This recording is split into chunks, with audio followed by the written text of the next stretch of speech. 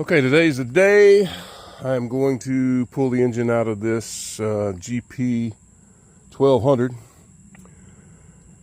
and this is the very start of that video. I've never worked on a non-power valve Yamaha engine, but I'm about to get that experience. As you can see, this is a very high quality condition used jet ski. It has been well kept.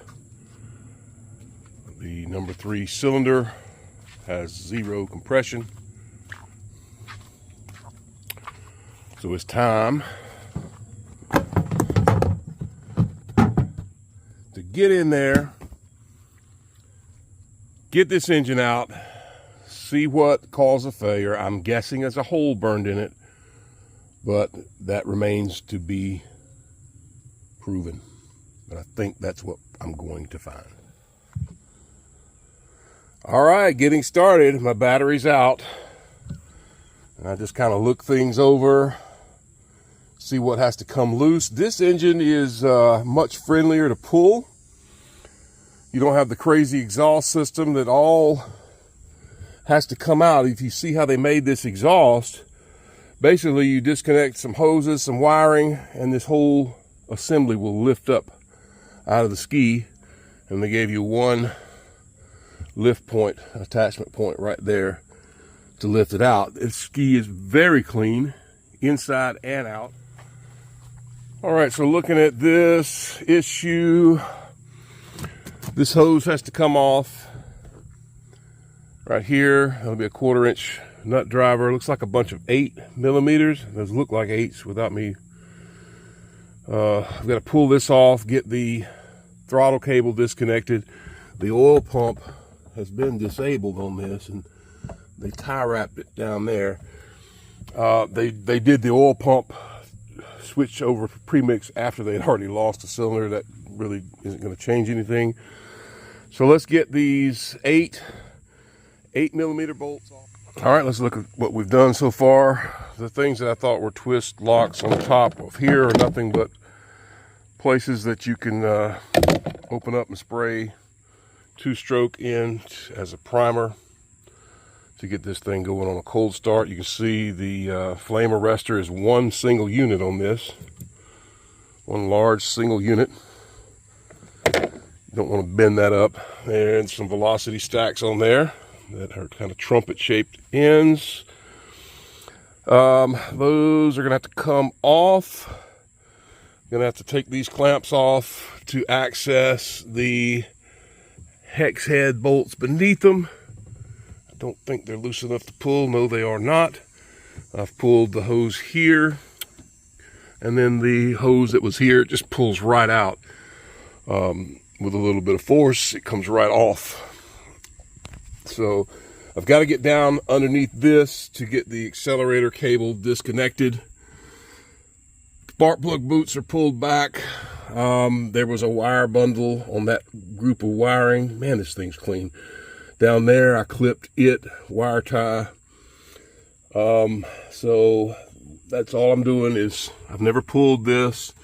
And I don't claim to be an expert on jet ski repair. I'm a hobbyist, and this is what I do, and all I've taken is automotive and mechanical and electrical experience from past, applied it to this. It's a skill set that has many uses.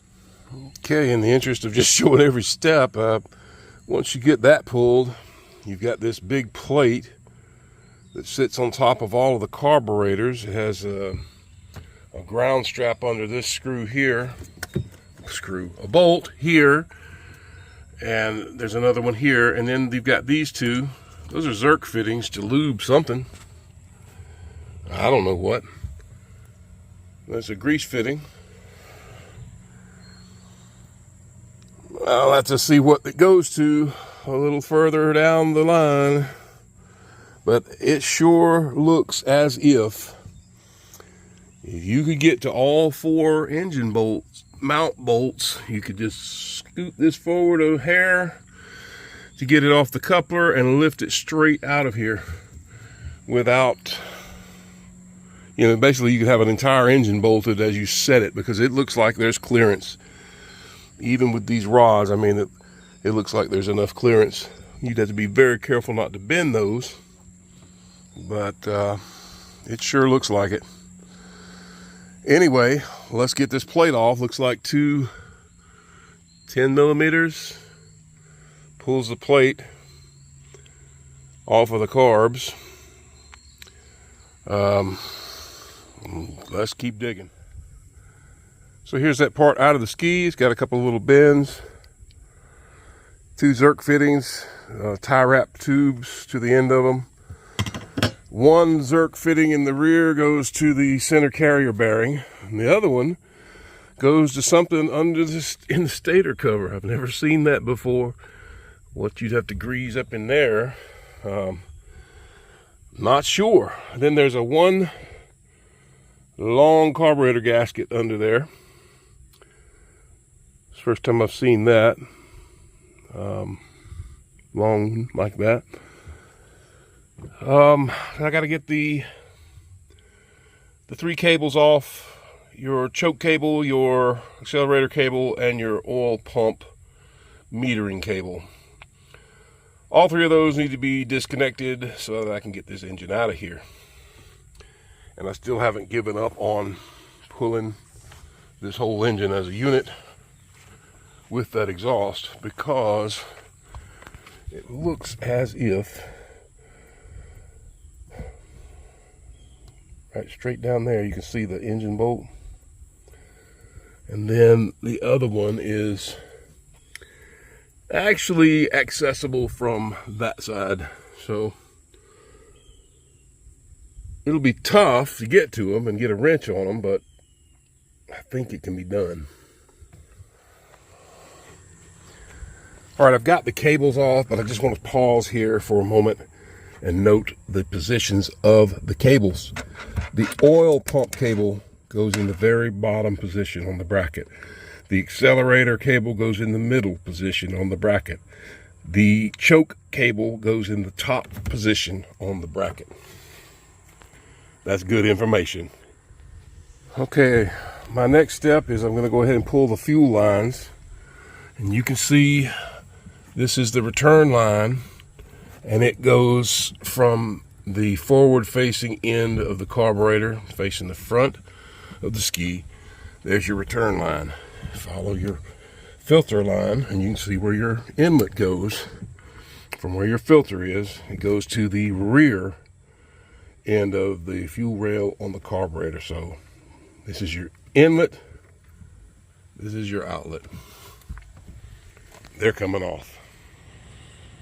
Okay, after you've gotten your fuel lines off, you're going to notice wire bundles running to the front of the engine under the stator cover, and then they terminate inside the electrical box. So you've got to pull the electrical box and pull all of the 8mm bolts on the cover to get those wires disconnected. There are 3 12mm, the wrench is on 1, there's the other 2. 1, 2. Pull those, you can get your box up here where you can work on it and get the wires apart. And don't let the wires scare you. Video it. If you are worried about putting things back, generally they're only going to fit one way, one direction. Believe it or not, they tried to make this stuff idiot proof. Okay, so in the box we've got our electrical connectors and of course your starter relay, solenoid relay, whatever you want to call it. There's your fuse. That fuse, if it's blown, your dash will not work. And there's a spare one in here still. So this one still has the spare fuse. But we're looking at the wiring that has to come loose to get this jet ski engine free. And it looks like most of it is the answer. Because you've got, let's see, well, one of these is going to go to your battery. Leave your battery hot. The other one's going straight to the starter. I can't remember. Yamaha denotes which one by having that clear tubing on one and the black tubing on the other. Okay.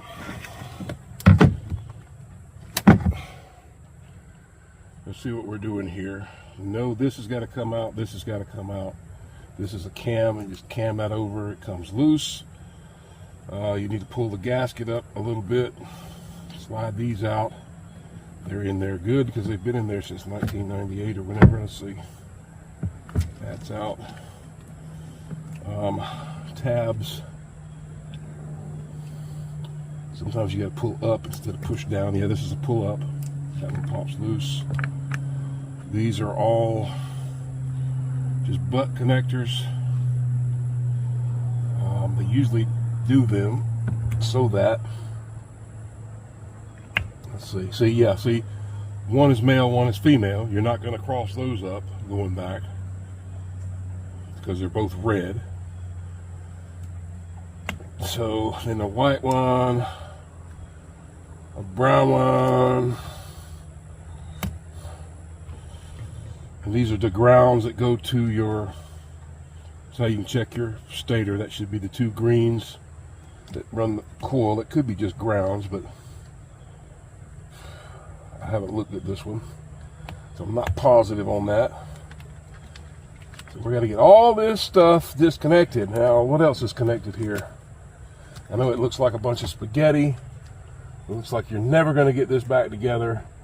All right, now this set of wiring here is absolute red instead of a kind of a pinkish red. So it's got to come out too. Female, this should be male. See? Female, male. They like I said, they tried to make it somewhat idiot proof. This wire, I don't think has to come out. This one.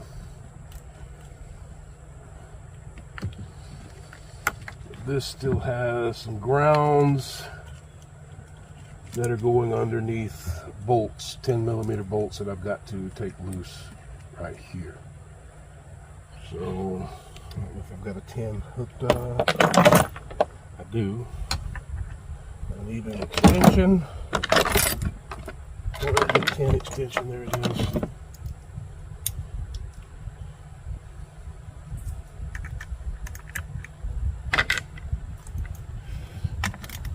So there's grounds over here.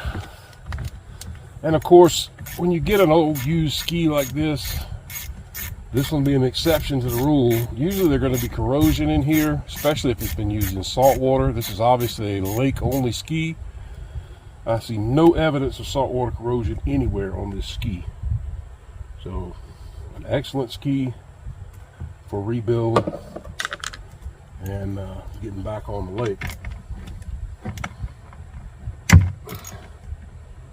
So we got all these grounds, and usually they'll have one under each one of these bolts here. So I'm undoing both of them. I don't like to give videos of me doing stuff like that because to me that's boring. I don't need to know how to undo a bolt, and I don't try to make you guys watch it either, but this is kind of important with getting your wiring back and documenting how you take it apart so you know how it will go back together. Okay, so let's just continue with the wiring because it looks like almost all this wiring has to come out. So my clear tube wrapped red connector is here, uncovered. I'm going to go ahead and pull it. It goes on the bottom. I'll take the nut and run it back on there. This is just a convenient way to go ahead and get this done.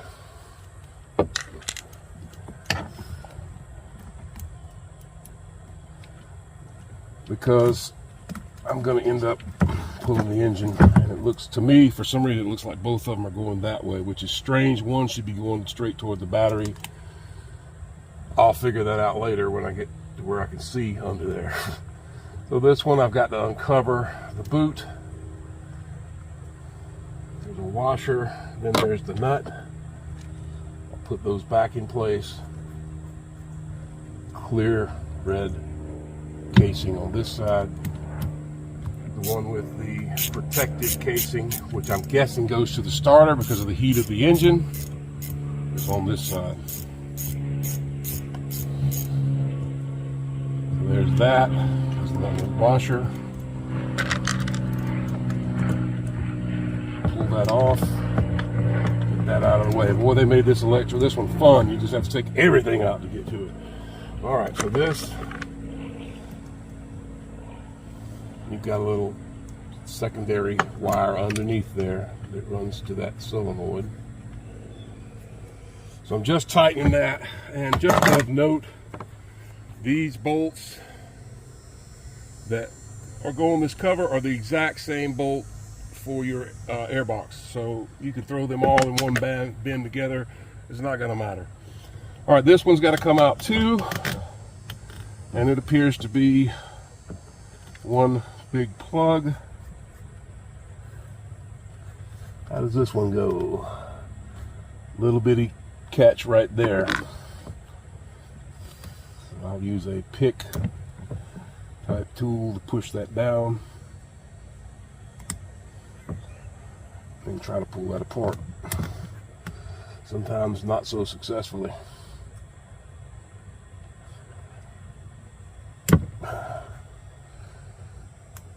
This is why I don't video this kind of thing, because sometimes it takes time and it doesn't always work out too well. All right, there's that one. And then let's see obvious. You're like, oh my God, how'd you gonna get all those wires back together? Well, that's what the video's for. There's another black wire on this one that apparently is under another grounding spot over here. The camera picks that up on the other side of the solenoid. So that's got to come up as well. Several grounds. Give me a good opportunity to clean all the grounds. And I'm going to run these little bolts back in so that I don't get them confused with other things. There it is, a ground. And you saw where it went. And then there's two other grounds under it as well. It's the fun part about these is getting all the wiring laid back in the box the way that it should be, and not pinching any of your wires when you go back on with your cover. That's the only real hard part of the job. This one's got coil packs that are sitting outside of the electrical box.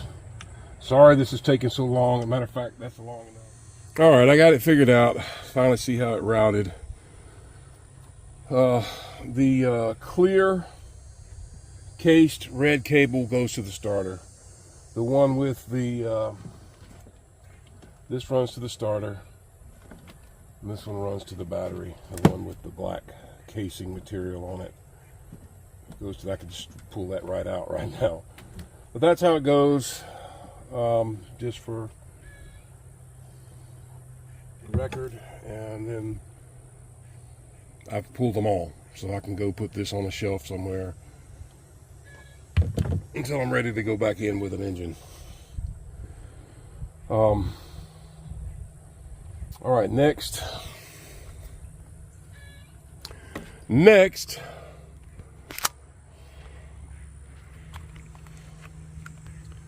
zoom this back out. It looks like I need to try to get to the mount bolts, slide forward. I should be free of all electrical connectors. There could be some of those that are attached somewhere. If there are, I will get to that on video. It looks like, let's see, this runs around the engine and goes, so that's just not really in the way. Get this loose here. I'm gonna try to get that boot loose down there. I've got to pull the cover for the PTO shaft. It's the standard Yamaha, maybe? No, it's got two tins on it. And it looks like, let's see, is this a rubber boot here? Yeah, they've got a rubber But usually these pieces on all the ones I've worked on are on the engine side, and you just tab them out of the way. It looks like there's only one on this one, and then 2 10s, one right there and one over there, center screen, and that cover will come off. Keep in mind, lots of the Yamahas do have shims, and to put your shims back where they dropped. And it looks like I'm looking at a shim right here. That's a piece of a shim sticking out from underneath the engine. So absolutely, this one's shimmed up to get that alignment right on your PTO coupler. If you don't have that alignment right, you're gonna have a whole bunch of vibration when you run your jet ski because it just didn't line up and balanced right. All right, one of the next things you gotta do, there's your double line that runs from your jet pump up to your engine to do the cooling. The wonderful, smart people at the Yamaha manufacturing plant put the clamps on upside down so they're inaccessible, and it's kind of a pain in the butt to get into them. But I've got to do it because I've got to get that one side loose. See the Y fitting there? I need to get that one clamp on the other side loose, and it barely sticks out this side, but there's all kind of stuff in the way of getting to it. And with it being upside down, it's impossible. I noted that on my Gp1200R, they had those clamps installed upside down. I corrected that. A mechanic needs to be able to get to those clamps. Not that that matters because they don't make these anymore. All right. PTO covers off. 2 10s, they do have collars so that you don't crush this plastic when you tighten it down. And then the one little rubber piece, this one comes out straight up. Beautiful alignment. Once again, this is factory. Nobody's messed with this engine before. Your alignment is just excellent. And that's a super heavy duty PTO coupler compared to the other ones I've seen, or at least it looks like it's made better for some reason. I don't know why that is. It just does look that way. I managed to get one engine mount bolt out. That was the easiest one. I put long extensions on a 3/8 drive ratchet so that I'm working on it way up out here. I'm trying to get this one. This one's a little harder to get to. The other two are going to be even harder. So still working on that. I did manage to get the hose loose, and I turned the clamps as I could without having to pop that off. I got the jet pump hose loose, free that from the engine. So that won't be an issue when I go to pull this thing out of here. So here I am getting to the opposite side engine mount from this side. 2 really long extensions. They do put red or orange Loctite or something on them, so they're really tight to break loose. Once they break, they're pretty easy. I'm hoping to get to this other one the same way. Okay, I'm getting the front engine mount bolts off. I had to use a wobble extension. Universal just didn't work. Straight didn't work. The wobble extension on the very end of all this gives you just enough offset to get into that hard to reach and grab that bolt. I think it's going to be the same situation for this other side. Got to have a wobble extension with a 12mm socket stuck on the end of it. And then I've got, what, 2 10 or 12 inch extensions on top of that to get it out here where I can work on it. Yeah, same thing for the other side. This is an angle that you're at to get to that mount bolt. You really can't see it well without a flashlight. I'm on it. And man, that Loctite doesn't want to let loose, but they're tough. Keep turning, hopefully the bolt doesn't break. All right, I'm getting ready to pull the engine. This one, the hook fits right into the lift point, which is nice. Didn't have to add any rope. We'll lift it out. It's got to go that way a little. I've taped up my edges to try to protect them a little bit. It's a very tight fit. I've got it loose from the water box back there, and I'll be careful lifting to make sure I don't have any other little wire or hose as I'm coming up out of here. All right, it looks like it's easier just to get this upper boot loose here, 7mm clamp, just like those. You do have the jet pump hose, but I already disconnected it. You can see it there, center screen. There's a clamp. Remember, I took it loose. Here it is, it's loose because I pulled it from back here. So that hose will just come up with the engine at this point. This boot is now loose. I used a flat screwdriver to kind of get under there and work around it. The engine's hanging. I just got to be very careful pulling it up out of here. It is an extremely close fit. You got to have one hand working your cable to get all your angles and keep everything in going up and not catching on your sides or your front here to damage that. It's kind of a balancing act, and this thing comes right up out of there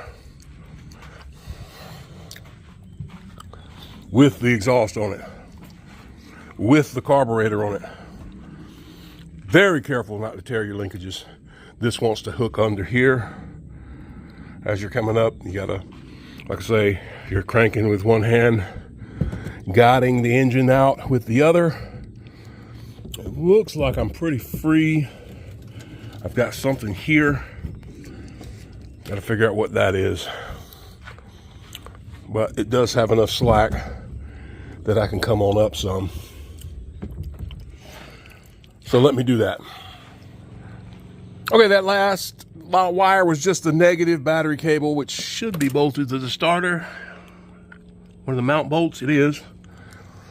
And so all I did was just pull it through where it's fed through right there. And now the engine is completely free of anything holding it to the jet ski. Now, I have not cleaned this engine or this jet ski, and I want you to see how beautiful this engine is. I mean, it looks like a brand new engine. Look at it. No grease, no nastiness. A beautiful engine. I've got high hopes for this one. I'm hoping it's just a bad piston here. Well, I know it was running on 2 cylinders, so more than likely the bottom end is still good. But you can see this one is just like the Kawasaki's. It's one big head. All 3 cylinders are connected. So if it's damaged,